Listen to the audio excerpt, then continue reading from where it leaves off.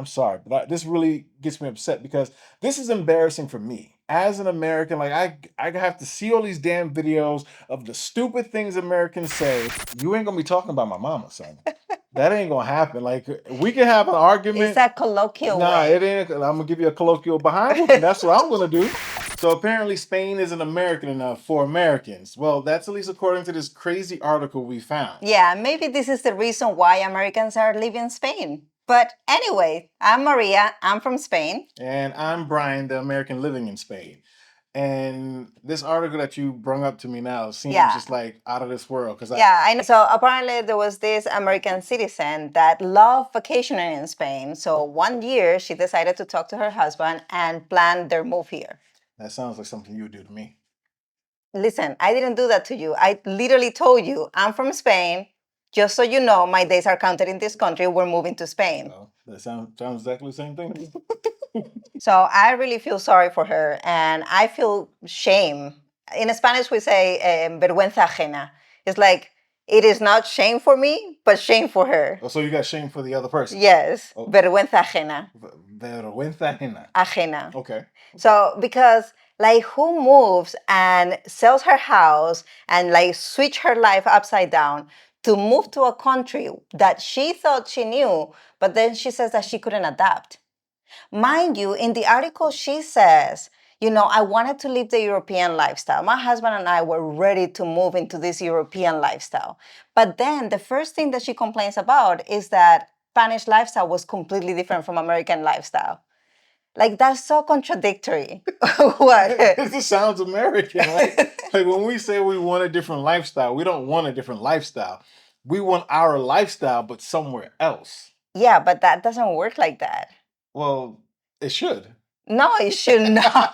That's how we It feel. should not. Just because things work a specific way in the US doesn't mean that that same pattern is going to work in a different country. And that's not your expectations when you travel or move to a different It's country. your expectation, but now you got to get into the mindset of an American. This is how we see it. Like this. I can't. You can't. I can't.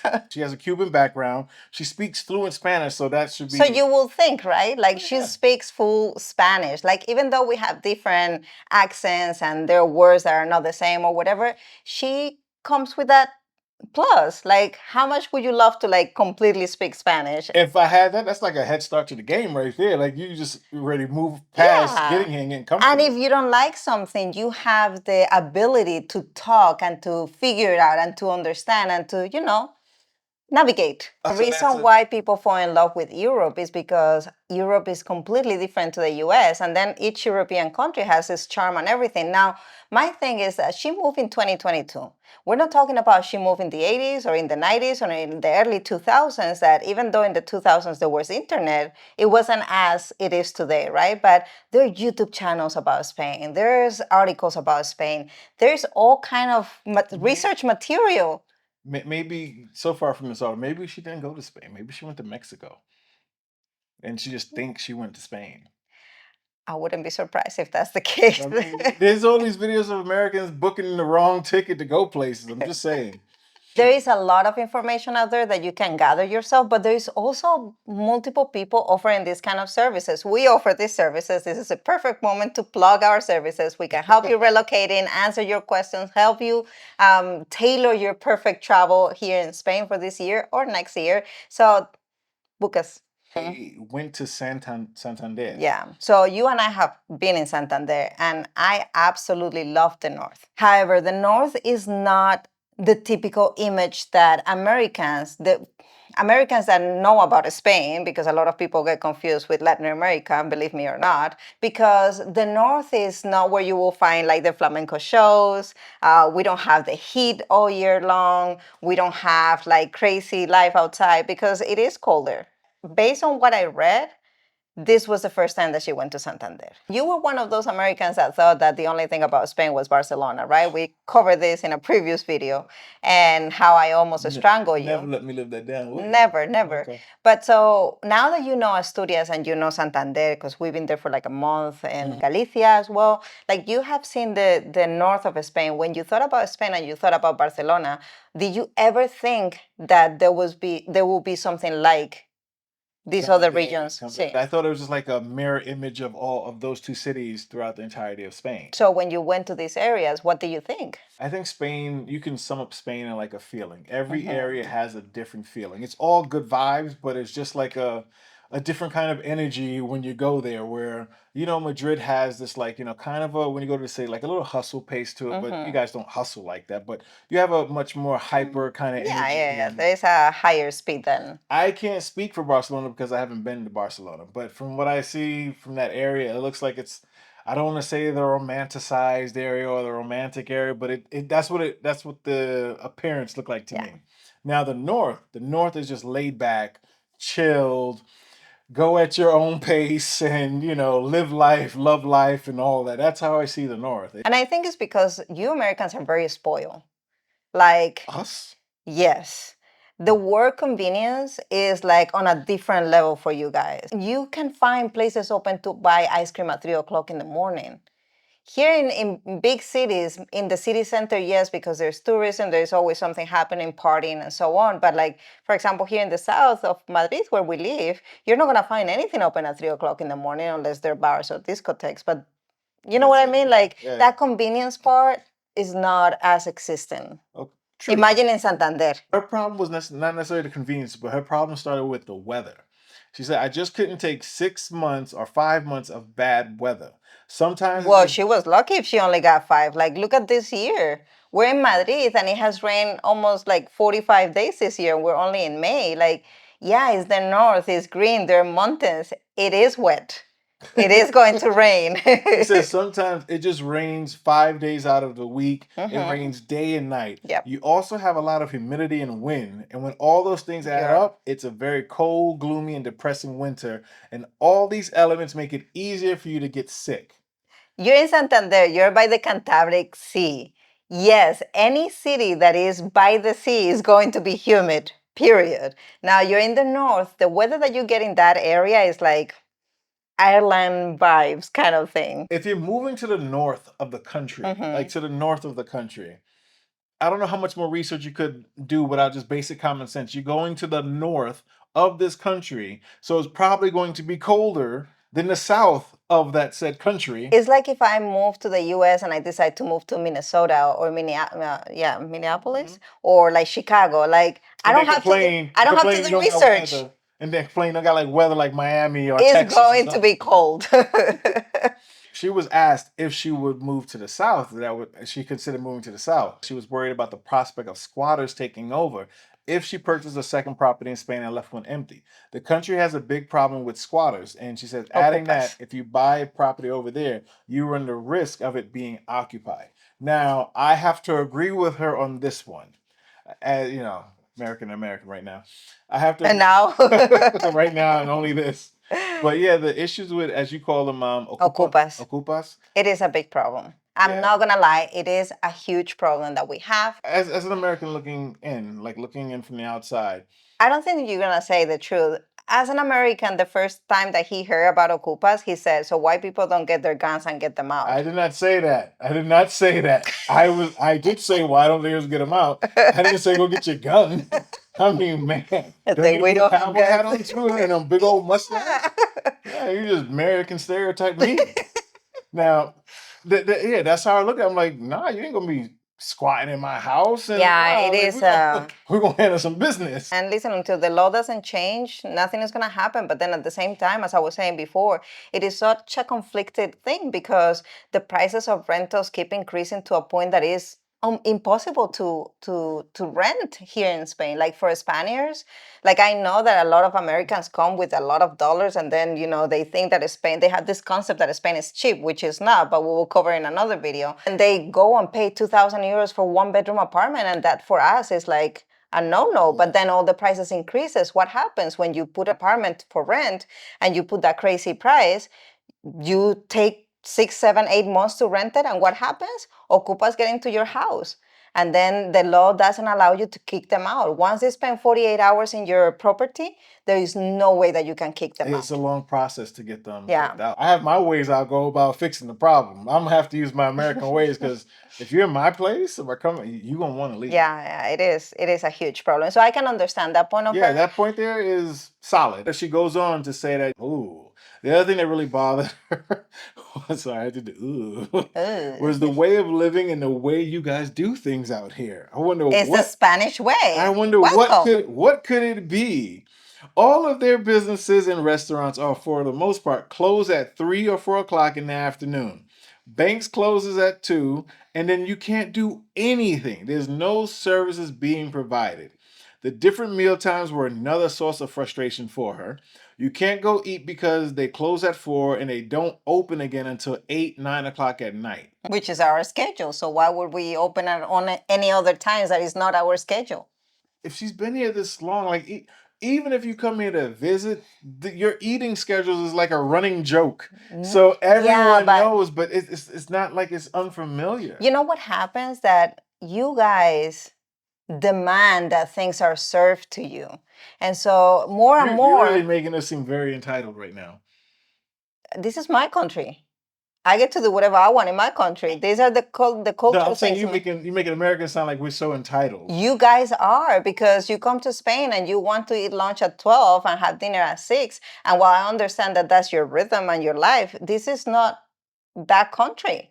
This is another country. So the problem is that more and more Americans demand these services at this time, and more restaurants are popping up in the spirit of making money.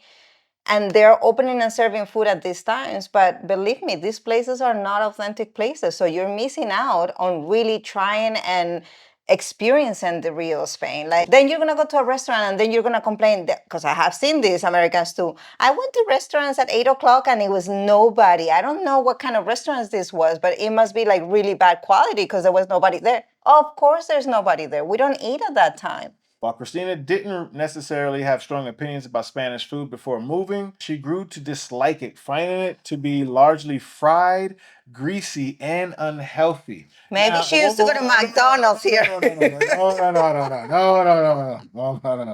No, no, listen. I'm American. You ain't gonna come to Spain and call the food fried, greasy, and unhealthy. I know what the heck I left behind in the US. I left behind fried, greasy, and unhealthy. Now I gotta stand up for Spain on this one because there ain't no damn way you can call Spanish food fried, greasy, and unhealthy. First off, you guys, and this thing kills me because we don't have this concept in the US. You guys go shopping almost every day or every other day because you buy fresh. Yeah. Like you buy your vegetables, all your produce is fresh when you buy it. So you cook. They cook fresh. Dinner isn't just, oh, what we have in the fridge that's been like in there for like a week that we can cook. Nah, it ain't like that. They buy dinner a day of, or maybe one day more. That's about it. That's the limitation. We might go shopping for a whole week. We buy things that don't get bad.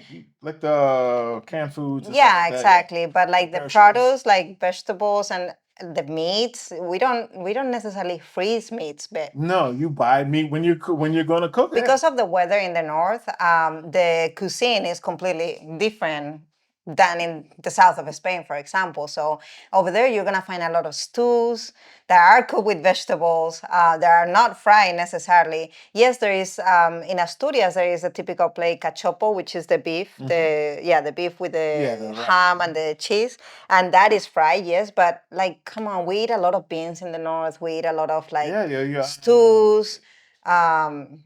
A lot of fish. What are that beans that you like? What's it called? Fabada. Fabada. That's more for Asturias, but yeah, in the entire north you can find dishes like that. Our type of. Oh wait, it gets better. Oh no. After a while, I got really tired and grossed out with Spaniard food. She says, noting that there's a little more variety in bigger cities such as Madrid and Barcelona. You're just like, okay, I'm done with the French fries. I'm done with the seafood. It's like seafood for everything. Entitlement. 100% entitlement. That is crazy what she's saying. So what she's referring about the variety of food in Madrid and Barcelona is because you can find Chinese food, Japanese food, I don't know, any. Again, she moved to Santander. It still has Chinese. They have Chinese food. Of They have sushi. course. They have a whole thing. I don't know. Then again, she also sounded like she moved to the outside of town. It doesn't matter. Didn't we eat sushi when we were living in Beniel? That And pizza and Chinese, and like you have access to everything. Do you have 100 restaurants to pick from? No. no. Do you have restaurants where the waiters come with their napkin around here and they are like 5 stars? Maybe not, but that's not why you moved to a town in the north But of again, if Spain. that was the issue, these are if you want to know about what food is in your area, where the best food is at that you like to eat, you should be doing this research. If you want to know where the best weather is going to be, you should be doing this research. Like that's the first thing I do when I travel somewhere just for a couple of days. Yes. Forget moving. When you're traveling somewhere, what is the weather like there Yeah. in June or December? What is the weather like? You check these things. Yeah. So if you're gonna move somewhere, you check the Especially if it's weather. important for you, right? Ex- If it's something that you don't care, you're not a foodie, so you don't care so much about food, or you don't care about the weather, like okay, just go with the wind. But if these things are important to you, for me, I'm Food. telling you, for me, food is very important. For me, having a beer is really important. For me, having a glass of wine is really important. So I cannot fathom the idea to go to a place where I cannot have these things because this is what brings me joy. So to me, it's very important. So I make sure, and we have lived in several countries, I make sure that whenever I'm going to move somewhere, I cover my basics because I can deal with things and there are other things that are non negotiable. Although Christina didn't have issues making friends in the country, you shouldn't because we're very open, she found Spain to be more of a closed culture. Okay, I know making friends as an adult is not as easy as when you are A kid. younger. I agree with that. But this is something that I heard from an American mom living in Spain that I have found on Instagram. She says that she hasn't been able to make friends, even though she's been here for like 5 years, plus 5 years in Spain, because everybody has friends from school growing up and they're not open to make new friends. I do not agree with this whatsoever. I'm not saying that it's super easy just to go outside in the street and grab somebody and say, I'm gonna be your friend. No, people have group of friends and we're so like Tight knit, yeah. yeah, that we're not gonna like I'm not gonna stop hanging out with my friends because I made a new friend. That is true. But most likely I'm going to invite you and trying to make you come into my group of people. A lot of our friends come from our jobs. Like and we don't even really consider these people friends, but the closest that we have the time to make a friend would be at work. That's not how you guys make friends. You guys make friends. I mean, you can. I have a lot of friends from work, You can, but no, that's not how you guys make friends. You guys do too many freaking activities in a day. we do. So that's where you Yes. make your friends. That you do so many activities because you have that time to go do them. Yes. Like I look at Alicia and Mario. I don't know how they do all the things they do in a day with They're very having active. 2 kids. Like at the end of the day, I'm exhausted for them.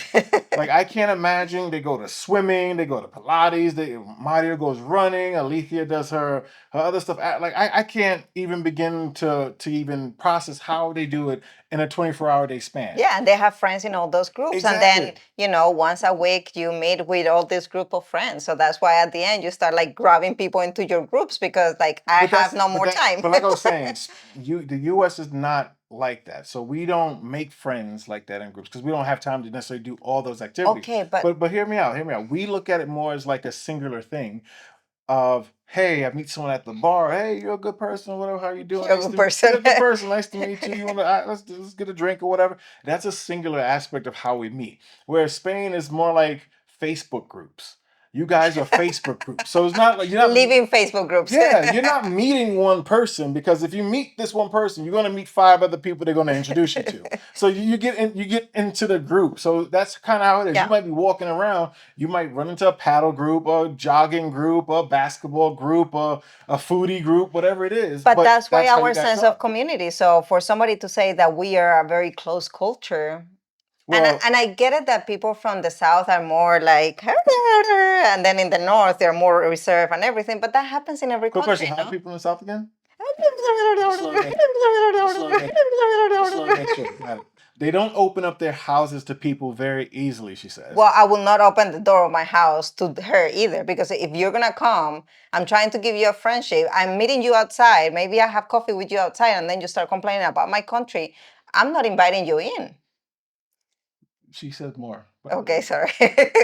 She also found herself aching for the convenience she was used to back in Miami, which Spoil. called it Miami, as well as her friends and family. The convenience of everything being open, she says, going to the supermarket or going to a regular pharmacy and finding everything that you need, and then that's when she started weighing her options. I think the layout of our businesses in both countries are completely different. A pharmacy in the US versus a pharmacy in Spain are not going to be the same thing. Mm-mm. Like, you can buy cigarettes in a pharmacy over there, which is crazy if you think about it. You can buy food in a pharmacy in the US. True. Like, you can buy even in some pharmacies, you can even buy clothes. Yeah, that's true. That is true. But not here. Pharmacies here are strictly pharmacies. for medicine. It just didn't make sense to stay because I thought staying had nothing to offer me, so it was no brainer. If that's how you feel, absolutely get out, get the hell out of here. Absolutely. If you feel like my country cannot offer you anything, you're better off leaving because you definitely are not giving us anything either. Well, tell her how you really feel. I am. So she was misled about Spain. She misled herself. And wish she had known more about the way the country operates and its outdated procedures. If I would have known all these things beforehand, I would have never moved to Spain, she adds. We're more cheerful, we're more optimistic, we're more like go-getters. We have a lot of great opportunities here in the US and we've known how to take advantage of that, and we've moved to bigger and better places. I don't even want to go back for vacation. I'm done. Bye, Felicia. And I'm not going to tell you that the US is the perfect country. It's not, but we have more things going for us than over there. I would have stayed over there if they had a different way of living. Okay. Let's just close this. Close this, please. Close that. I'm gonna just hold this mic right now because here's the thing. You say that you came over here because you wanted a different way of living. You wanted the European style of living and you chose Spain. So obviously you've done research to know what the living style is and what the culture is, which she didn't. That's one She thing. was misled. She was misled because I don't know what you was misled about. Did somebody told you that you moved to the other part of the U.S., that Spain is a U.S. territory? Did somebody tell her that? How can you be misled today with everything that you can go and find today by yourself? Yes. This is not the year where I had to do my book reports with an encyclopedia. Or go to the library to borrow some books. Books to do some research. Obviously, you're a lazy American who loves convenience, and at the end of the day, it's just an idiot because you cannot say that you want a different way of living when you just wanted the same way of living, but it's just in a different environment. You can't say that the food is blah when the food in the U.S. is just bad and unhealthy. Literally chemicals and poison in the food in the U.S. And I can say that proudly because I've digested it myself. For years. And I know what it's done to my body. But on top of that, to go back and say how that the U.S. has more than what Europe has. There are things that I can say that the U.S. has in the sense that it leads to more convenience. But overall, you're out of your mind. Like healthcare by itself is insane to think about. I always say, pa gustos colores. To each its own, no? That's how you say it. And everybody has different priorities in life. I can respect that. So this is not about bullying Christina and any American that thinks and has the same criteria. I respect what you think, like that reel that I sent you the other day. I respect that you have no fucking taste. Sorry. No, I respect your criteria. This is what your priorities are, and this is what you live. Now, you cannot bash a country, a culture, anything just because you're not agreeing with it and because you have another point of view and another priorities. Maybe this is my American side coming out. Nah, this is definitely about bullying Christina. I'm sorry. No, because listen. I mean, I don't mean no. Hear me out. I just find that it's so stupid. Everything that she's. I'm so sorry. This is not coming better. This is not the whole. This is not about, like you said, it's not about bullying. But at the end of the day, the country didn't call her to come here. The country didn't do anything to her, but yet she's bashing the country about all these things that she didn't do her research about. So You're the one that picked the fight when nobody was trying to fight with you. The Yeah. country continued doing its thing, living its life, and allowed you to be a To part come of here, it yeah. and enjoy it as well. Yeah. Now, it might not be to your lifestyle, but as you said, you wanted a different lifestyle. Yes. But you were lying to yourself. So the problem is not the country, the problem is you. Yes. You lied to yourself about what you wanted. You say you wanted a different lifestyle. But You say you didn't. wanted a European lifestyle and live that kind of European life because it's so beautiful. It has all these things. Mhm. Yeah, you love the greenery, but yet you go back to a city. So you didn't really want the greenery. You wanted the atmosphere of Miami, all the things that you wanted to have, convenience, all those things you wanted. Why would you move to Santander? Why would you move to Cantabria if you wanted something more like Madrid or Barcelona or Malaga? So all those things there is what she did to herself, but yet because of as an American, not taking responsibility for your own decisions, your own actions, your own irresponsibility It's of doing easier to your own blame. research. I can keep going. I'm sorry, but this really gets me upset because this is embarrassing for me as an American. Like I have to see all these damn videos of the stupid things Americans say, and I gotta walk around here like, oh, he's American. Like, and now I feel like every time somebody knows that I'm American, they're gonna test my geography just by asking, so have you been to X? Yeah, I've been there. Oh, really? Where is it? In what continent What is continent it? is like? And of course, who was it? Mario and them that did this the other day when we was talking about somewhere in some geography. They were asking what ocean was bigger, if the Yeah, Atlantic or the exactly. So Indigo. I get these questions. They act like it's all in fun and games, but this is a shot at an American right now. There is something that she says right there that I can agree with is the go-getter mentality. If you want the go-getter atmosphere, it's not going to be in the No, you north. have to be in the So city. again, this is what I mean. It makes no sense what she's saying. Like you can't ask for these things and then go in the opposite direction of where it all is. If that's what you like, if that's the kind of atmosphere and environment you want to have, then you do your research to find that environment so that's where you put yourself. I think the first thing is that you have to be honest with yourself, as you were saying, of what are the things that you want. List them, know what are the things that are non-negotiable for you. And from that, then you can start looking whether you want to move or not, whether it's Spain, France, Portugal, or India. You have to be honest with yourself, and she definitely was not honest with herself. Talking about this got me sweating already, man. You were sweating from the beginning. Whatever, son. Now is perfect time for explain it to me. And today is going to be very simple because we're talking about Americans and a little bit of stupidity right here. And I'm going to teach you how we call you guys. Oh, how you call us? So we have a specific name for foreigners that are typical coming from the UK, from the US, and we have a stereotype because this is what we see in the summertime. So it's usually a foreigner that wear socks and chanclas. Okay. That sounds about right.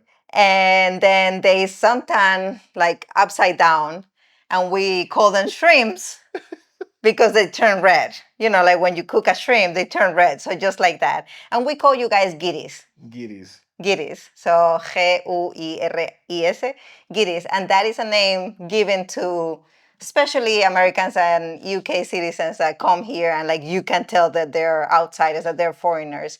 It's not an insult. You will hear it, like you'll hear people saying, mira estos guiris, or ay, mira los guiris, no sé qué, no sé cuánto. Let me ask you a question. Maybe this shouldn't go in the video, but who's the worst tourist for you? Americans or UK? Or are they equal? They're equal. They're equal? Yes.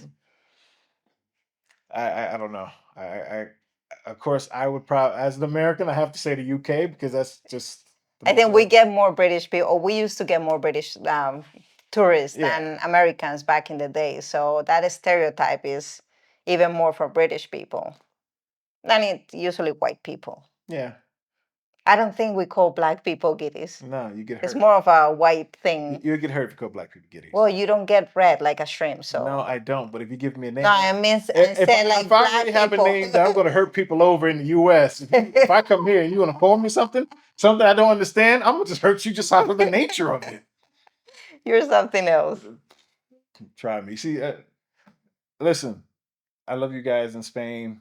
I really do. You guys are like right here in my heart, but there are different levels. Like when you're dealing with a giddy, that's one thing you're dealing. When you're dealing with a black guy from the US, it's a whole nother kind of problem. Like you guys like to say tu madre, like all the kind of stuff about your mama. Like y'all say, oh, I crapped in your mama's milk or whatever it is. You ain't gonna be talking about my mama, son. That ain't gonna happen. Like we can have an argument. It's a colloquial Nah, way. it ain't. I'm gonna give you a colloquial behind whooping. That's what I'm gonna do. Like you ain't gonna. The second you talk about a black dude's mama, even if you don't like his mama, out of our religion, we just have to knock you out. That's. Why are you being such a Christina? I'm You're not. bringing your lens into here. No, We I'm talk not. about your I'm not. mother, not in I'm a not. I'm not no. bringing my lens in here. I'm just being realistic.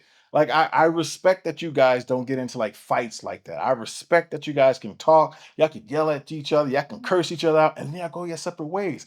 That to me is amazing. That's really cool, and I'm very happy that you guys do that because I don't want to have to break anybody's jaw. Like that's where I've come from. Like I had to fight almost like every day growing up, but the way you guys talk to each other be kind of reckless though. Y'all be saying all this about your mama. Nah, This is that why a lot of foreigners say that we Spanish are very like mouthy.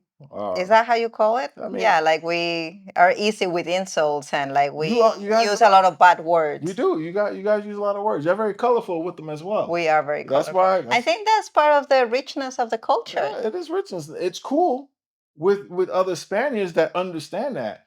But as a black American, mamas is off the list. Like that's a forbidden topic. That's a crossing of the line. Is that what would make you go back to the US? No, it wasn't. Nothing's gonna Ah. make me go back to the U.S.